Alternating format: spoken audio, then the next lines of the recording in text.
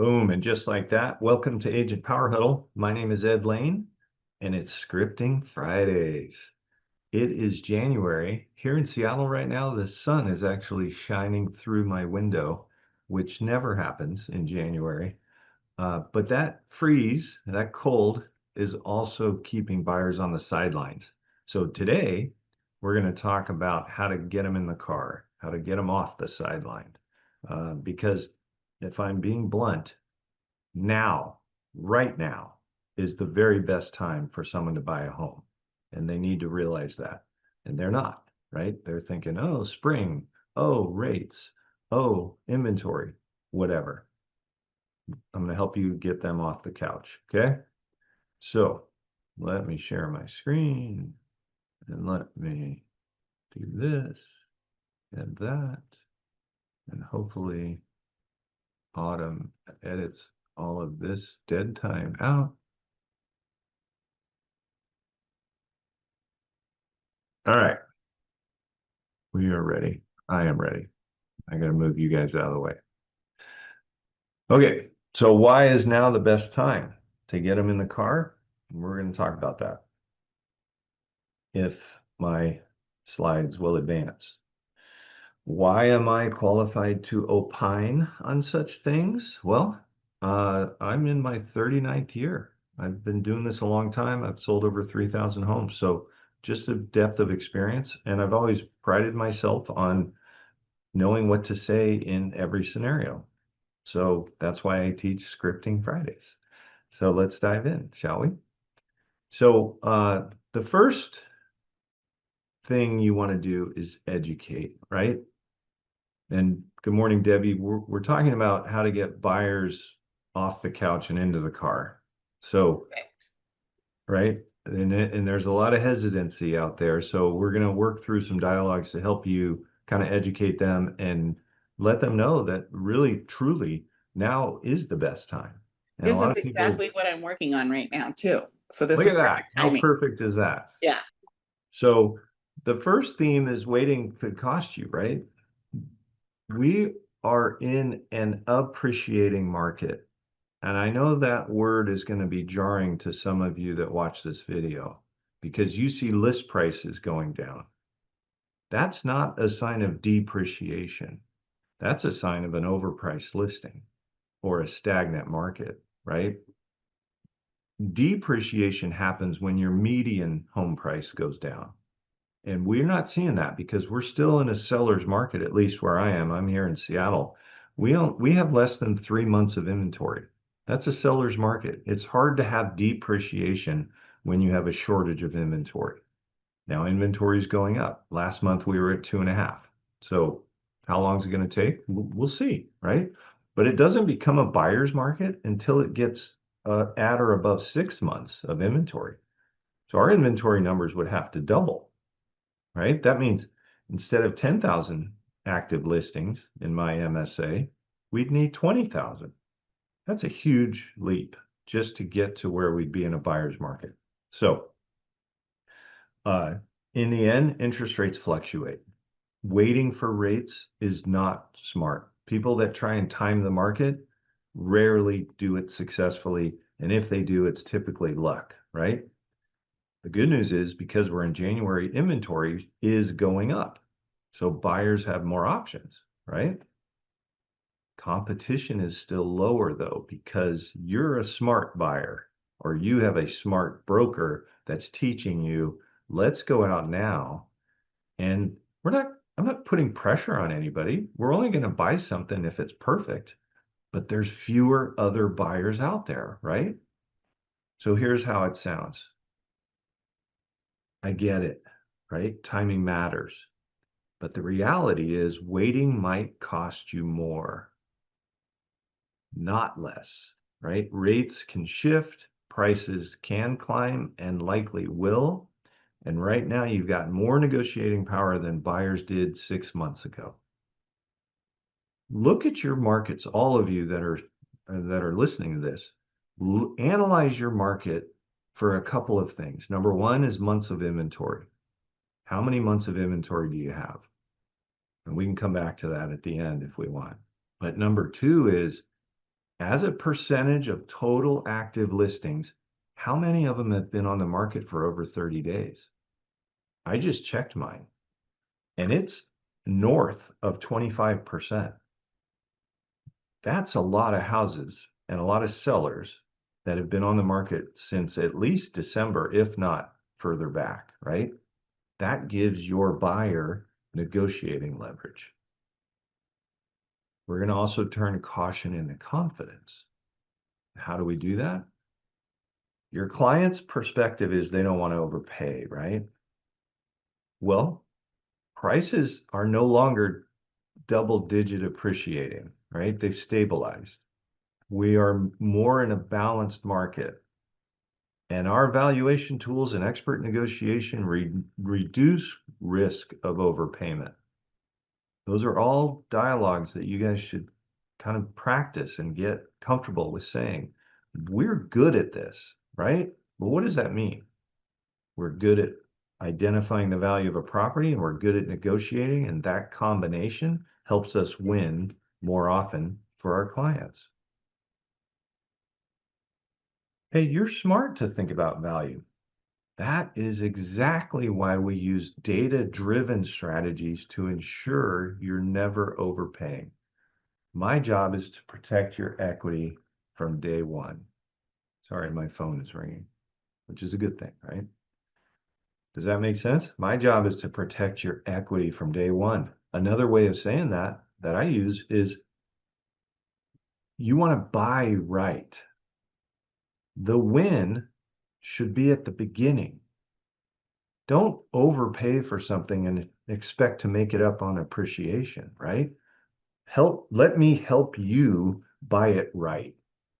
And this is something I'm really good at, right? Let's talk about the reversal, right? They've got fear in their minds and in their hearts, but that fear cuts both ways, right? They don't want to buy at the top, and opportunity exists where others are sitting on the sidelines, right? That ties back to this lack of competition. What do you think is going to happen in March and April when there's a flood of inventory and rates go below 5 or go below 6 and stay below 6? I think bidding wars are going to make a comeback. Escalator clauses, waiving everything, all that. Wouldn't it be smart to buy now when you can negotiate aggressively and then let someone else get in the bidding war later, which only helps your value, right?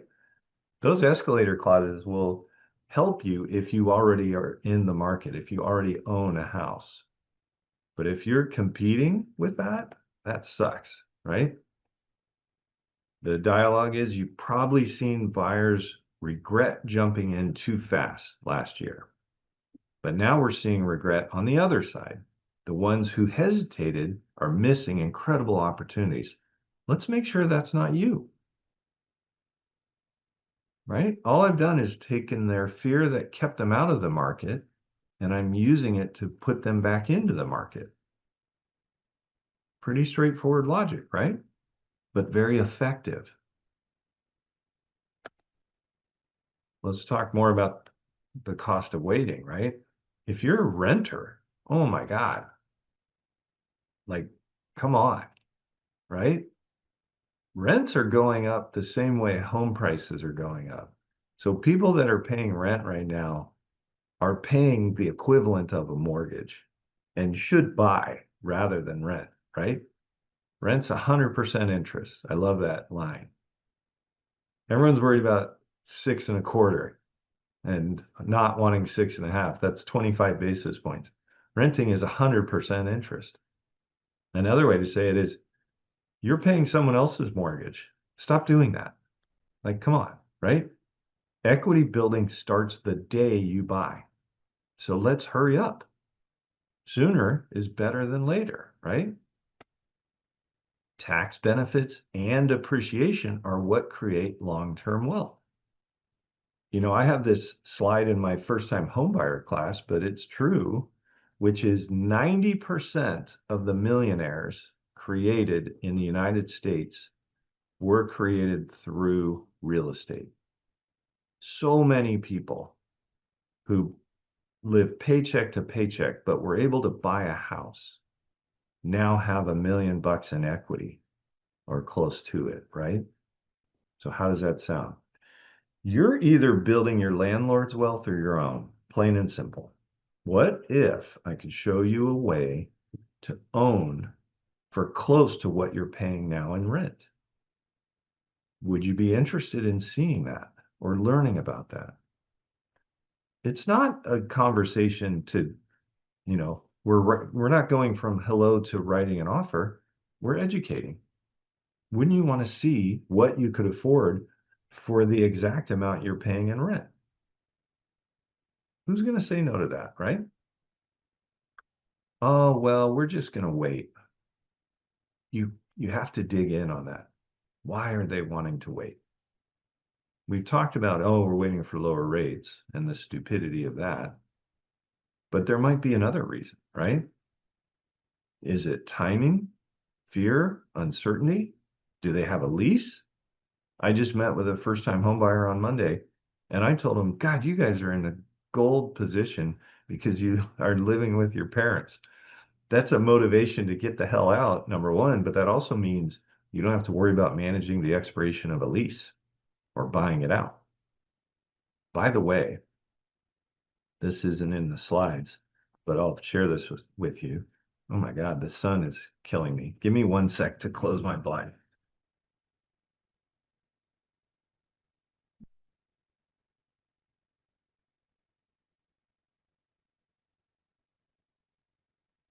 That's another thing that I don't usually face in January is blinding sunlight through my window. Um, the Now I forgot what I was going to say, and it was really powerful. Oh well, we'll come back to it. Um, Renters living with their parents and they don't have to worry about managing a lease oh, and the thank you. expiration. Thank you so much, Debbie. I was What listening. what I was going to say, and actually when I said I'll come back to that, the next thing that popped in my head was you just said that it's not in your slides, so you're screwed. But you saved me. Here's what I wanted to share. I've negotiated, like, how many deals have you guys done where you got the seller to pay some closing costs? All of us have, right? You can frame it like this, and I've done this many times. Hey, tenant who has a lease that doesn't expire until September, what if I got the seller of the house you buy to buy it out for you? Would that help? Does that make sense? Is that making your brain hurt a little bit? How do you do that, right? It's easy. I just get a closing cost credit. The closing costs reduce how much they need to bring to escrow. That frees up the money to buy out the lease. So let me put it in kind of real-time dialogue for you. I'm talking to, let's say Debbie is my prospect and she's in a lease till September. I would simply say, I, what if I could get the seller to pay the buyout on your lease? And then you would say, can you do that? Absolutely. I've done it 100 times. Step one, though, is we got to figure out how much is that? Do you know what the buyout is on your lease? And if I'm being transparent with you guys, most people don't, right? They sign a lease and they just know they're in it till September. There's termination language. So what I'll do is say, if you don't know what it is, send me your lease. I'll read it and I'll tell you what it is. And then now we know, right? And they feel like that's generous, that's helpful. I'm being supportive and encouraging and helping them achieve their goals. In leases, and context for why I know so much about leases, I owned a property management company. We managed over 500 doors. So I've done this a lot. But most leases either say there's a buyout and it's equal to 1 month's rent or 2 months' rent, even though in my example, Debbie has 9 months remaining or 8 months remaining. Other leases, the more punishing ones, you got to pay the full remainder of the lease. So 8 months of rent. I don't necessarily care what it is. It's certainly easier to get a seller to pay 2 months than it is 8. But knowing helps us, right? Because then if it's the latter example, I can go to Debbie and say, 8 months and you pay 2,500 bucks a month, that's what, 8 grand? Or no, 16 grand, right? No, 20 grand. 2,500 bucks a month is 20 grand. So uh can I get a seller to pay a $20,000 closing cost credit? I can. I have. I've gotten even bigger ones. Is that easy? Not really, right? It kind of depends on the price point we're looking at. If if and the loan that they're doing, is there a concession limit? Every loan product has a limit on how much they can receive in concessions. So I have to manage that too. But that's all okay because what I've done is given my client hope that they might be able to buy sooner and not have to wait till September.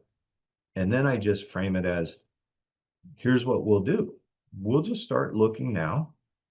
And if we write offers asking for 20 grand and we don't get it, that's okay.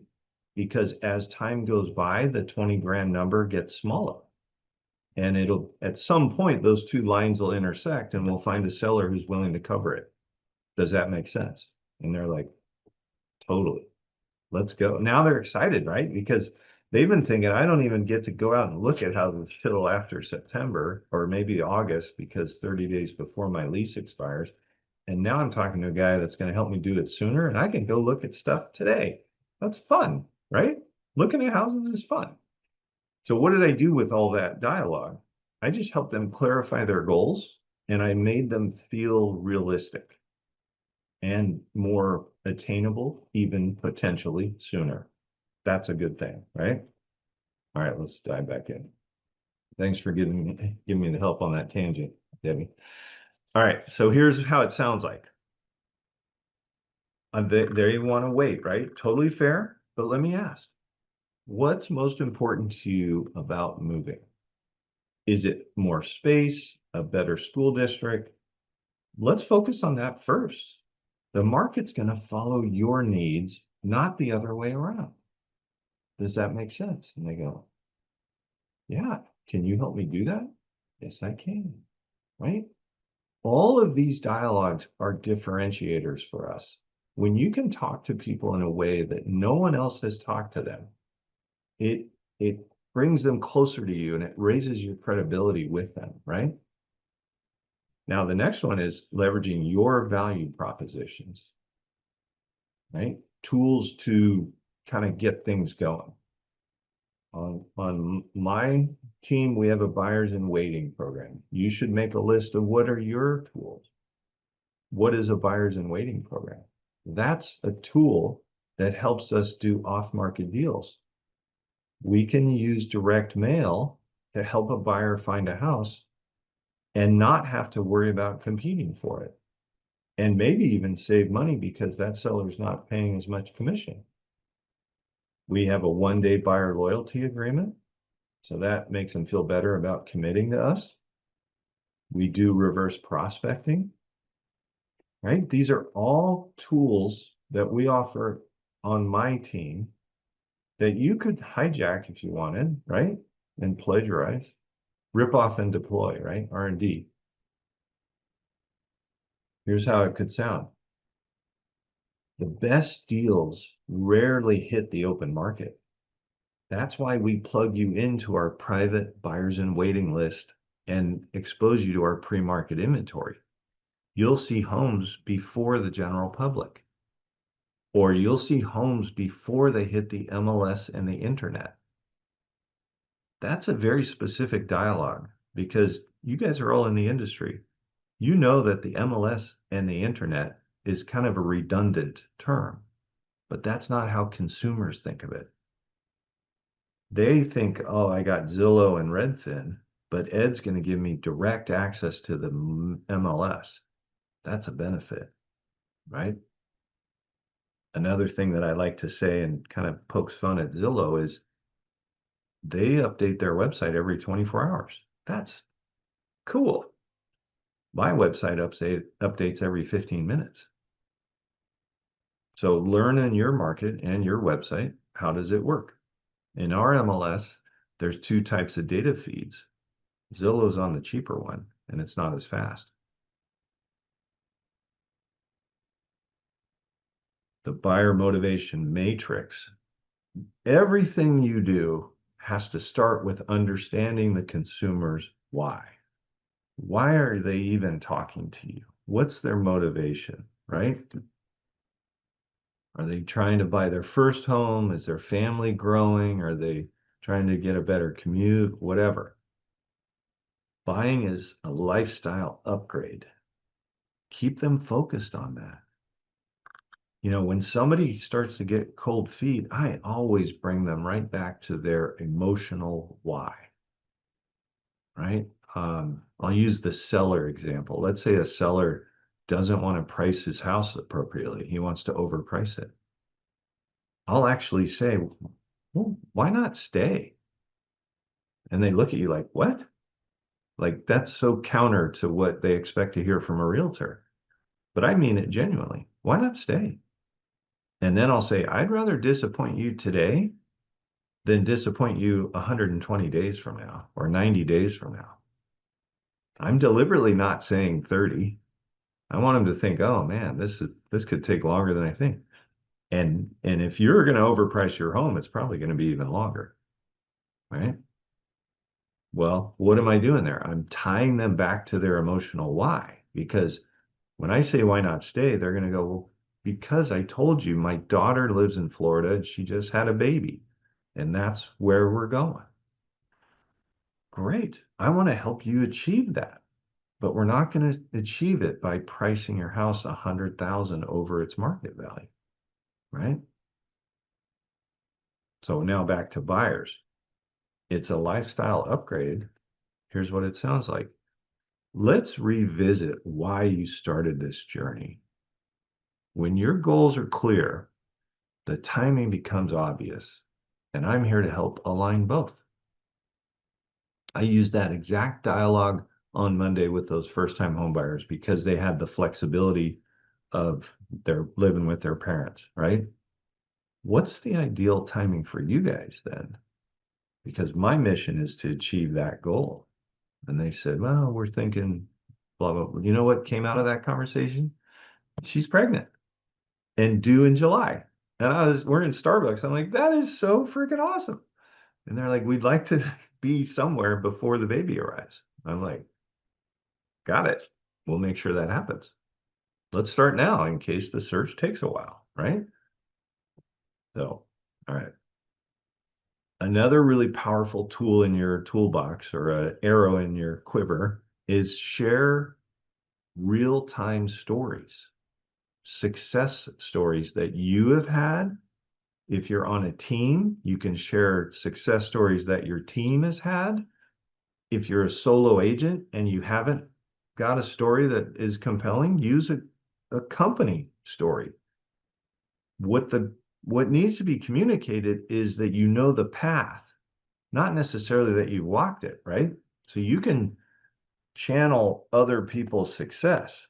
So you can say, I've helped, or we've helped, or my team has helped, or our company has helped a client secure a deal with seller concessions that saved them over 18 grand and bought their rate down to 4.5% in a market where most people were afraid. You see how that will liberate a buyer who's hesitant and fearful about rates. 4.5. How did you do that? Right? Does everyone know what a 2-1 buy down is? That's how we did it. Right? All right. You have an edge because you're an expert. You guys are investing time right now to make yourselves better at this, right? That's a differentiator. We negotiate harder. We uncover off-market inventory. We reduce stress and increase success. I don't just help you buy a home, I help you win one. And this market favors the prepared and the well represented. All right, we're going to wind things up here. It's time. This is how I get people to commit. It's time to reignite your search. Let's do a fresh needs analysis, reconnect with the lender if needed, and reopen your MLS alerts. That's when a buyer kind of goes cold or stagnant. Hey, let's take the first small step. Make sure you use the word small. No pressure, no obligation. We'll review your goals, refresh your search, and see if it's the right opportunity. It's already there. And see if the right opportunity is already waiting, right? This ties back to the 25% of the active listings in our MLS are on the market over 30 days. Another dialogue that works really well is, let's say your client is pre-approved for 700, up to 700. I'll say, hey, Debbie, are you comfortable with me searching to like 750 just for the initial search? I'd like to cast a wider net, because if we find something that's 750, but it's been on the market for 45 days, you might be able to get it for 700. Does that make sense? And they're like, yeah, that would be awesome. We'll cast the wide net initially, and then once we've evaluated, if there isn't anything, then I'll tighten it back down to 700, because at that point, only new things are coming on, right? All right. How are we doing on time? Waiting can cost you more. Oh, this is a repeat slide. Bonus tip. The key to reactivating a buyer isn't pressure, it's perspective. Lead with clarity, back it up with market insights, and keep the relationship at the center of the conversation. Plain and simple. If you find that you would love to know what Ed says when this event isn't going on every Friday at 8 a.m., just go to whatwouldEdSay.com and ask it. I actually was thinking about it this morning. If we had more time, I would use it right now, because I'm doing open houses this weekend and I haven't done them in a while, and I want to do door knocking. And I'm going to ask, what would Ed say for a script for when I door knock?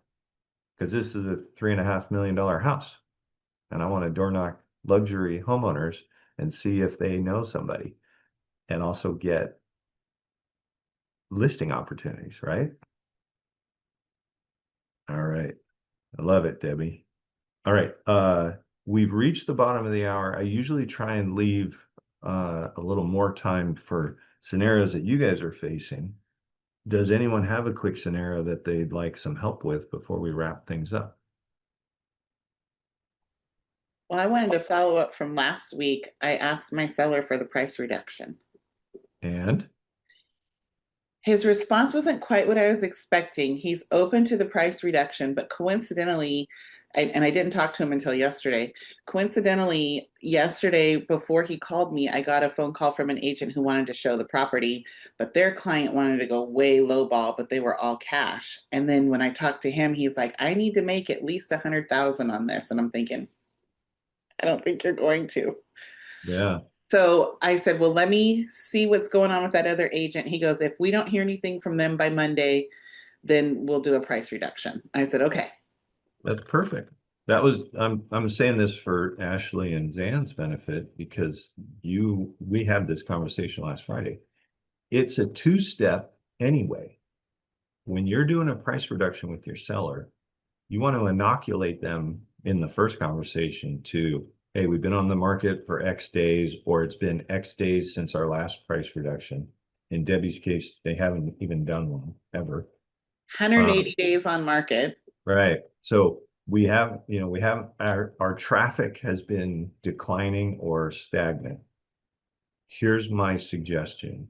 It's time for us to consider a price reduction, but not today. I'm going to do everything I can to get it sold this weekend.